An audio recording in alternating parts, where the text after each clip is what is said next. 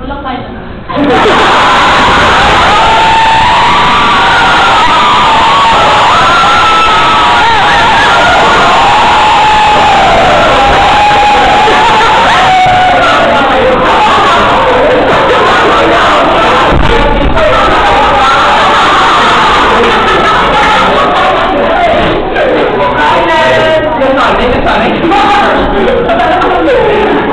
Honestly,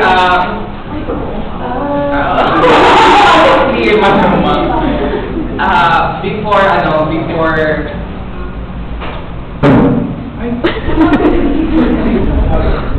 siguro just to tell you, last October lang, I took the bar exam. And couple of months ago, I think just last month, lumabas yung results and I failed the exam. You know why? Why? Kasi sabi ko kay Lord, if I will really pass the exam, I will stop teaching. Galing! And honestly, everything that I have decided so far, I will have never regret anything.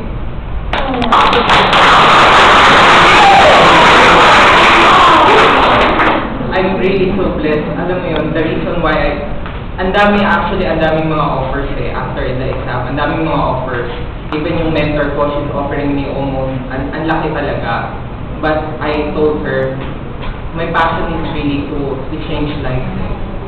And I believe na going back to RTU, going back to my roots, going back to people na akala nila wala silang pag-asa, na Porte Pasig lang. Alam mo yun, people would look down on you, na parang mga probinsyano. But, I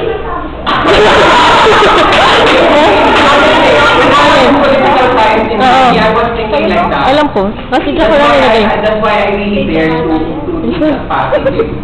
Why? Because I never believed that.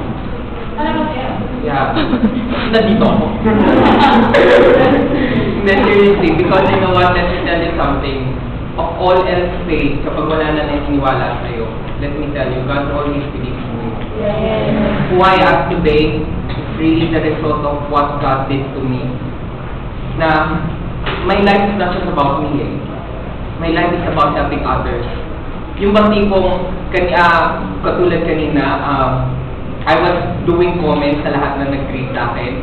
At most of the comments that I gave, talagang may personal na touch talaga. I keep on adding something to that person. Yeah, for example, kay Miss Raj, I added something to her sa mga comment niya. Because it's not about me. My birthday is not about me. My birthday is really to honor God. Will I honor God with my life because of this one? And you're the best guy. Really.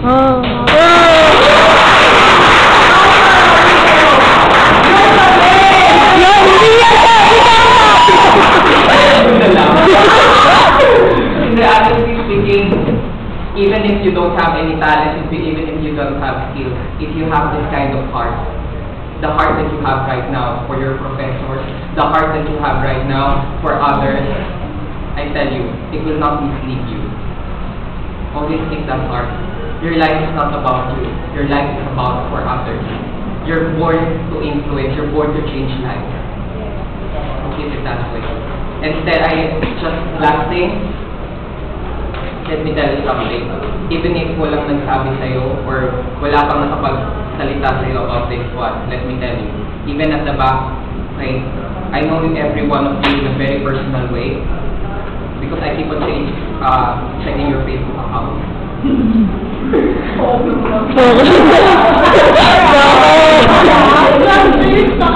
But I really want to say to you guys na sobrang proud of you.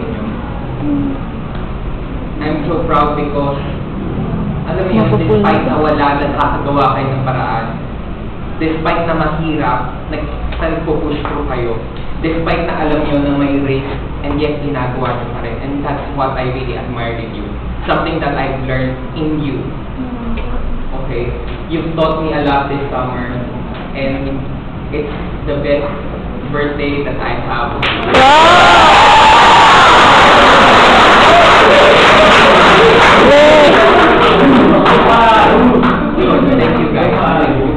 Check.